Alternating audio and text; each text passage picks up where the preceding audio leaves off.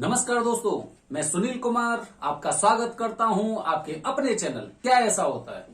दोस्तों, मैंने मेहंदीपुर बालाजी के बारे में आपको बहुत हद तक जानकारियां दी हैं, लेकिन वो मेहंदीपुर बालाजी का मंदिर ऐसा है कि उसकी जानकारी अगर उस मंदिर के बारे में या वहां के बारे में मैं कितनी भी जानकारी दूं या कोई भी इंसान कितनी भी जानकारी दे, वहां से जानकारियां खत्म होने का नाम नहीं लेती, क्योंकि वो मंदिर ही ऐसा है, वहां पर शक्तियां ही ऐसी हैं। तो दोस्तों, आज मैं आपको बताने जा रहा हूं प्रेतराज सरकार के बारे में। जब भी आप मेहंदीपुर बालाजी के दर्शन करने गए हो तो आपने वहां पर देखा होगा कि मेहंदीपुर बालाजी के ठीक पीछे थोड़ा सा ऊपर की तरफ और एक प्रेतराज सरकार का मंदिर है। काफी लोग तरह तरह के अनुमान लगाते हैं, वो उन चीजों को मेहंदीपुर बालाजी से ही जोड़ के देखते हैं और उन्हें प्रतिमा को देखकर लगता है कि ये भी मेहंदीपुर बालाजी का ही मंदिर है। वो मेहंदीपुर बालाजी का मंदिर नहीं है, वो प्रेतराज सरकार का मंदिर है, क्योंकि जब दोनों की प्रतिमाएं हम देखते हैं तो हमें कुछ समानताएं नजर आती हैं। और मेहंदीपुर बालाजी की प्रतिमा आप देखेंगे या फिर कहीं पे भी आपने काफी जगह मेहंदीपुर हनुमान जी महाराज की प्रतिमा देखी होंगी, तो आप उनसे यही देखते हो कि हाँ, हो सकता है ये भी मेहंदीपुर बालाजी का मंदिर होगा या हनुमान जी महाराज का मंदिर होगा। दोस्तों, वो मेहंदीपुर बालाजी का मंदिर तो आगे की तरफ है, लेकिन पीछे की तरफ जो थोड़ा सा ऊंचे में आप देखेंगे तो वहां पर प्रेतराज सरकार का मंदिर है। तो कौन है ये प्रेतराज सरकार? आपको इस बारे में मैं ज्यादातर जानकारी देने की कोशिश करूंगा इस वीडियो के माध्यम से। सबसे पहले दोस्तों, हमारे वीडियो का उद्देश्य कभी भी किसी की भावना को भड़काने का या अंधविश्वास फैलाने का नहीं है। तो दोस्तों, मैं आपको देने जा रहा हूं प्रेतराज सरकार के बारे में जानकारी। आखिर यहां पर प्रेतराज सरकार क्यों आए और कौन है प्रेतराज सरकार? दोस्तों, प्रेतराज सरकार के बारे में जब आप जानकारी गूगल से पढ़ेंगे तो आपको अधिकतर जानकारी ये मिलेगी कि जो प्रेतराज सरकार है वो जयपुर के किसी समय में राजा थे।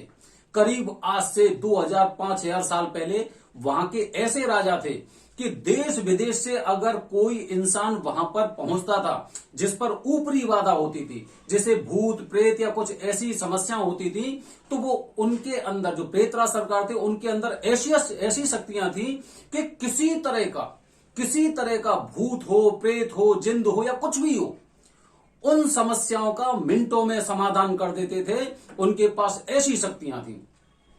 जब मेहंदीपुर बालाजी में हनुमान जी महाराज प्रकट हुए बाल रूप में, जो मेहंदीपुर बालाजी का मंदिर है बाल रूप में, वहां पे आपने मंदिर देखा होगा, वहां पर जब प्रकट हुए तो उन्होंने सोचा कि यहां पर कुछ मुझे सहायक भी चाहिए। तो सबसे पहले उनकी सूचना पहुंची प्रेतराज सरकार के पास। लेकिन अब प्रेतराज सरकार वो तो खुद राजा थे, तो उन्होंने उनकी आज्ञा का मना कर दिया। उन्होंने मना कर दिया कि हम राजा हैं, हम किसी के सहायक नहीं बनेंगे। लेकिन जब कुछ ऐसी शक्तियां होती हैं, कुछ ऐसी पावर होती है, जब उनको इस चीज का आभास हुआ कि ये तो साक्षात हनुमान जी महाराज हैं, तो एकदम उन्होंने अपनी एक शर्त रखी थी कि मेरी पूजा अलग से होगी और मैं लोगों को दंड देने का स्वयं अधिकारी होऊंगा, मुझे किसी की इच्छा की जरूरत नहीं पड़ेगी। तो हनुमान जी महाराज तो यही चाहते थे, वो भी ये चाहते थे कि ये अपनी शक्ति है उस शक्ति का इस्तेमाल यहां पे भी करें, जिससे कि लोगों का भला और कल्याण हो और एक साथ में ही लोगों को मेरे दर्शन के साथ साथ और प्रेतराज सरकार के दर्शन हो जाएं। दोस्तों, प्रेतराज सरकार के ऐसा नहीं कि वो किसी एक धर्म से जुड़े हुए राजा थे। वहां पर किसी भी धर्म का जब कहीं पे भी पूरी दुनिया में उन चीजों का समाधान नहीं मिलता था, तब लोग जब उनका नाम सुनते थे कि राजा जयपुर के राजा हैं, राजस्थान में जो जयपुर है वहां के राजा हैं और उनके पास कुछ ऐसी तांत्रिक शक्तियां हैं जिनकी वजह से वो किसी भी तरह की ऊपरी बाधा का समाधान कर सकते हैं, तो जब लोग वहां पर आते थे अपने धर्म को पीछे छोड़कर जब वो उन राजा के पास जाते थे तो उन्हें वहां पर एकदम पूर्ण रूप से समाधान मिलता था। और ये बात पूरी दुनिया में फैल चुकी थी कि जयपुर के राजा जो प्रेतराज सरकार हैं, उनके पास ऐसी शक्तियां हैं कि पूरी दुनिया में अगर कहीं पे भी कोई इंसान ऊपरी बाधा से अगर परेशान है तो उसका निवारण केवल यहीं पे हो सकता है। लेकिन जब वहां पर उन्होंने अपने प्राण को त्याग दिए थे तो उनकी आत्मा, और जब हनुमान जी महाराज ने जब वहां पर संदेश भेजा था, क्योंकि जैसे आपने देखा होगा काफी बार कि जहां पर अगर किसी इंसान के पास या किसी के पास अगर शक्तियां होती है, वहां पर ही वो अपने प्राणों को वहां पर त्याग देते हैं, फिर भी वो शक्तियां कभी खत्म नहीं होती हैं। आप ये बात खुद नोटिस करना, जब आप पाठ पूजा करते हैं या फिर कुछ ऐसे आपने ऋषियों या मुनियों के बारे में देखा होगा जिन्होंने तपस्या की थी और तपस्या करने के बाद वहां पर अपने प्राण त्याग दिए, लेकिन शक्तियां खत्म नहीं होती हैं।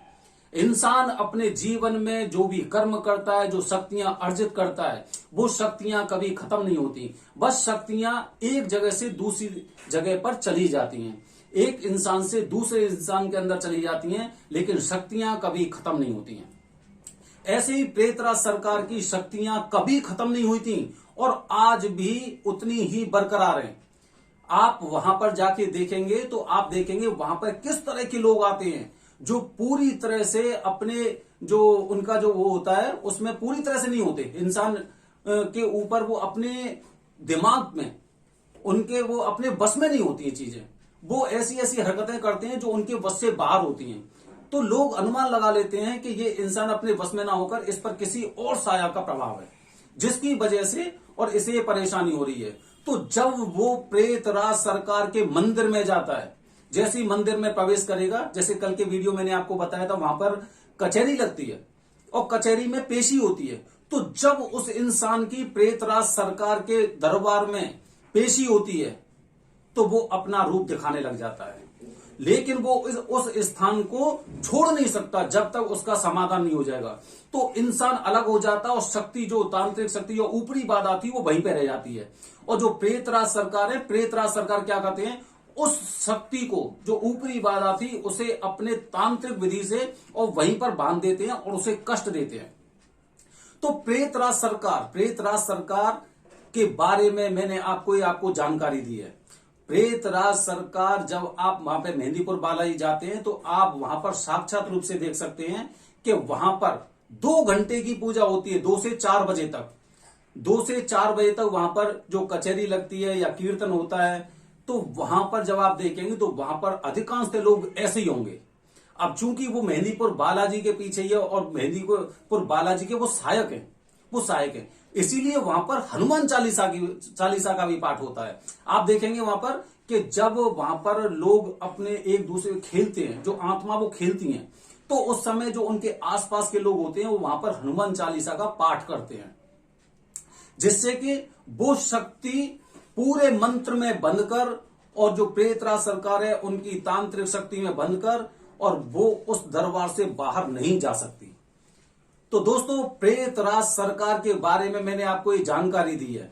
प्रेतराज सरकार के पास आज भी इतनी शक्ति है कि वो दुनिया की किसी भी शक्ति को अपने बस में कर सकते हैं और उसे वहीं पर उसे वो व्यवस्थित कर सकते हैं, वहीं पर उसे वो बांध सकते हैं कि वो किसी दूसरी जगह पर प्रस्थान कर ही ना पाए। इसीलिए अधिकांश लोग जब वहां पर जाते हैं तो किसी का दिया हुआ प्रसाद नहीं खाते हैं, कुछ वहां से कुछ ऐसे सुगंधित सामान हो गए या खाने पीने की वस्तु वहां से साथ लेके नहीं आते हैं, यहां तक कि वहां से कभी भी किसी भी तरह का कोई प्रसाद अपने साथ लेके नहीं आते हैं। तो दोस्तों, जितनी भूमिका जितना नाम मेहंदीपुर बालाजी हनुमान जी महाराज का है, उतना ही नाम प्रेतराज सरकार का भी है। प्रेतराज सरकार के अंदर तांत्रिक शक्तियों को अपने वश में करने की पूरी ताकत है। ये प्रेतराज सरकार को आप हनुमान जी महाराज ना समझें, ये प्रेतराज सरकार एक अलग भगवान है, जिनके जो हमारे या किसी के ऊपर जब ऊपरी बाधा होती है उन शक्तियों का निवारण करते हैं, उन्हें इंसान से दूर करते हैं और इंसान वहां पर थोड़ी देर में ही सही हो जाता है। दोस्तों, तो ये मैंने आपको प्रेतराज सरकार मंदिर के बारे में जानकारी दी है। मेहंदीपुर बालाजी अगर आप जा रहे हैं तो प्रेतराज सरकार के दर्शन अवश्य करें। वहां पर कीर्तन में जो वहां पर पेशी होती है, पेशी में एक बार भाग जरूर लें।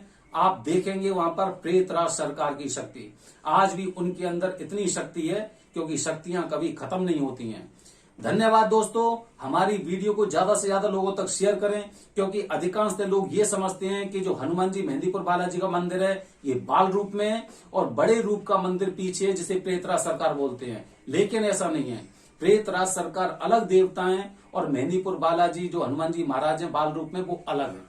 दोनों मंदिर अलग अलग हैं, दोनों की शक्तियां अलग अलग हैं। बस ये है कि हम लोगों के कल्याण के लिए दोनों एक ही जगह आए हैं, इसीलिए वहां की जो प्रसिद्धि है वो बहुत ज्यादा बढ़ गई है। इसीलिए लोग कहते हैं कि मेहंदीपुर बालाजी चले जाओ और वहां पर आपकी ऊपरी बाधा का, भूत प्रेत का समाधान हो जाएगा। दोस्तों, हमारी वीडियो को ज्यादा से ज्यादा लोगों तक शेयर करें, जिससे अगर किसी को इस तरह की कुछ ऊपरी बाधा, भूत प्रेत की समस्या हो तो उससे उसे मात्र 2 घंटे में मुक्ति मिल सके। ये हमारा जांचा और परखी हुई चीज है, क्योंकि हमने वहां पर ऐसी चीजें देखी हैं। धन्यवाद दोस्तों। जय हिंद, जय भारत, हर हर महादेव।